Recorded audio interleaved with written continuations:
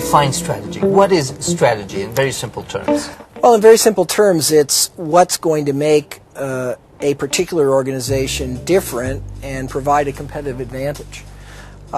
Basically, competition is destructive when companies are basically competing on the same thing.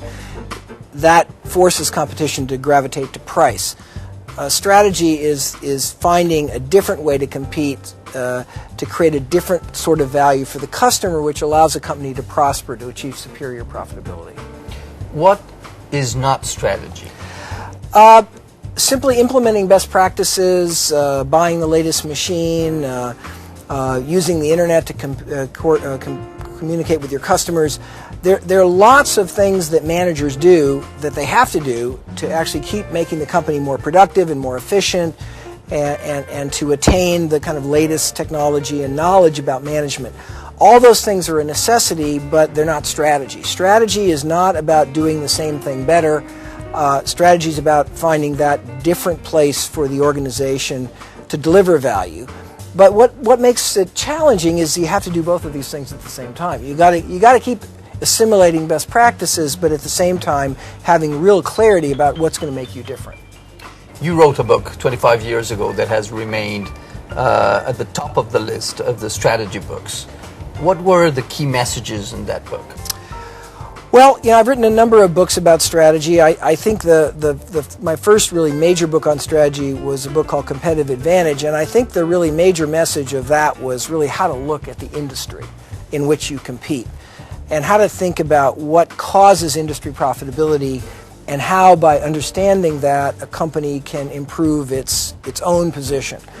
In that book, I introduced the so-called 5 forces framework, that in any industry you've got to look at the power of the customer, the power of the supplier, the barriers to entry, the threat of substitute products, and the nature of the rivalry itself, and that those 5 forces collectively define really the profit potential of any business. And this was, I think, a breakthrough in the field, because really we had no systematic way of looking at industries.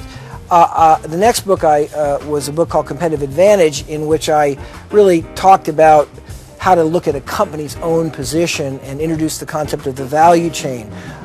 Any company, when it competes, is simply conducting a lot of activities, marketing activities, procurement activities, service activities, and so forth. And the value chain provided a framework for understanding how a particular company was competing versus its competitors, and therefore sharpening the distinctions in terms of its position. I think if I had to sort of highlight the major concepts that have made my work relatively enduring, it would be some of those ideas. Interesting. And after 30 years, what has changed?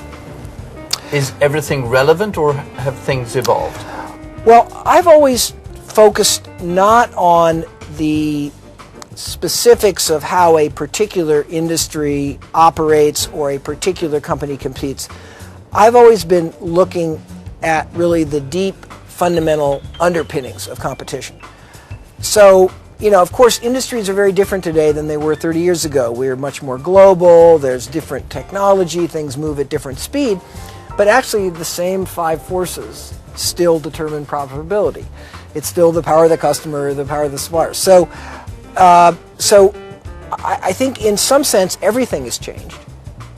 But at least from my point of view, very little has changed, in the sense that the enduring fundamentals of industry structure and the value chain and the importance of price and cost in determining superior performance, the distinction between operational effectiveness and positioning, all those things are what I would say are really competitive fundamentals that are timeless.